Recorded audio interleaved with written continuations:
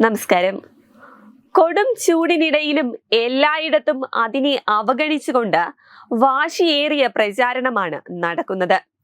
ഇതിനിടയിൽ NDAക്ക് ഇന്ന് കേരളത്തിൽ കിട്ടുന്ന ജനപ്രീതി കോൺഗ്രസിനെയും നമ്മുടെ കമ്മ്യൂണിസ്റ്റിനെയും ഒരുപോലെ അമ്പരപ്പിക്കുന്നു.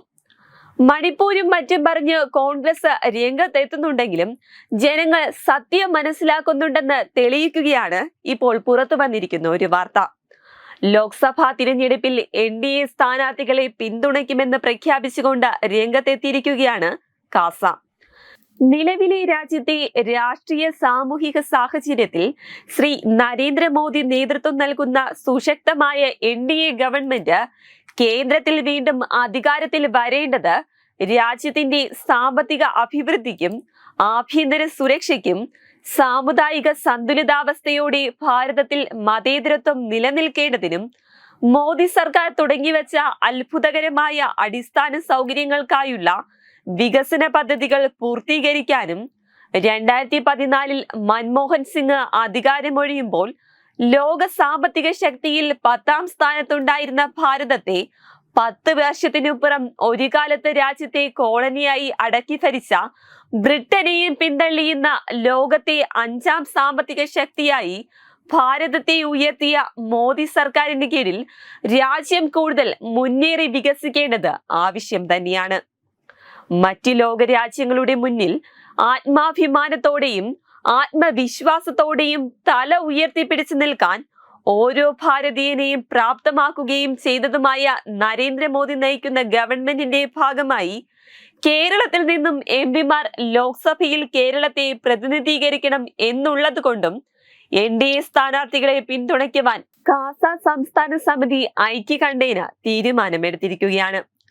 കേരളത്തിൽ കഴിഞ്ഞ 68 വർഷം മാറി മാറി ഭരിച്ചു മുടിച്ച ഇടത് വലത് മുന്നണികളുടെ അഴിമതിയേക്കാളും സ്വജനപക്ഷത്തെക്കാളും സാമുദായ താല്പര്യവും രാജ താല്പര്യവും മുൻനിർത്തി ഇടത് വലത് മുന്നണികളെ ഞങ്ങൾ ഭയക്കുന്നത് ന്യൂനപക്ഷ താല്പര്യം സംരക്ഷിക്കുകയെന്ന വ്യാജേന ന്യൂനപക്ഷ സംരക്ഷകർ എന്നുള്ള അട്ടിപ്പേർ അവകാശത്തിനായി ന്യൂനപക്ഷം എന്നതിന്റെ പരിഗണന പൂർണ്ണമായും 26% മുസ്ലിം സമൂഹത്തിന് മാത്രം നൽകാൻ ഇടത് വലത് മുന്നണികൾ തമ്മിൽ മത്സരിച്ചുകൊണ്ട് മുസ്ലിം വോട്ടുകൾ സമാഹരിക്കാൻ നടത്തുന്ന കടിപിടിയാണെന്ന് കാസ പറയുന്നു.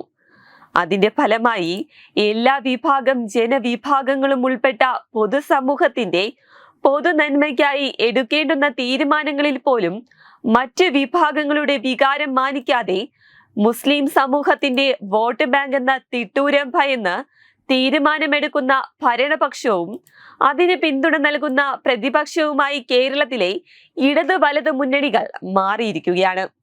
ഈ രണ്ട് മുന്നണികളുടെയും കഴിഞ്ഞ 15 വർഷത്തെ നിലപാടുകൾ ഓരോന്നായി ഇഴകീറി പരിശോധിച്ചാൽ എല്ലാം തന്നെ പൊതുസമൂഹത്തെ ഭയപ്പെടുത്തുന്നതാണ്.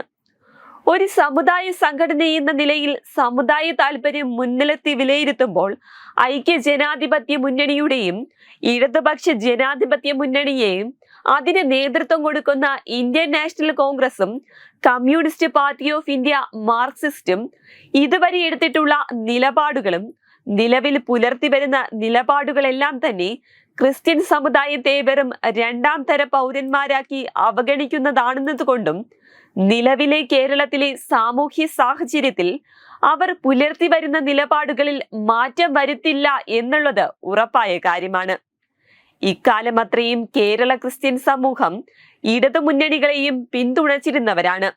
എന്നാൽ ക്രിസ്ത്യാനികളിൽ നല്ലൊരു ഭാഗമെന്നും കോൺഗ്രസ് നേതൃത്വം നൽകുന്ന UDF-നെയാണ് അകമഴിച്ച് പിന്തുണച്ചിരുന്നതെങ്കിലും കഴിഞ്ഞ ഒരു ദശകമായിട്ട് അതിന് വില കൽപ്പിക്കാത്ത രീതിയിൽ ന്യൂനപക്ഷത്തിൽ സാമുദായികമായി സംഘടിത ശക്തിയായ മുസ്ലിം സമുദായത്തെ പ്രീണിപ്പിക്കുവാൻ ഇടതു മുന്നണിക്കൊപ്പം വലതു മുന്നണിയും മത്സരിക്കുന്ന വളരെ ഭീതിതവും ഉത്കണ്ഠയുളവാക്കുന്നതുമായ ഒരു കാഴ്ചയാണ് നിലവിൽ കേരളത്തിൽ കാണാൻ കഴിയുന്നതെന്നും കാസ പറയുന്നു.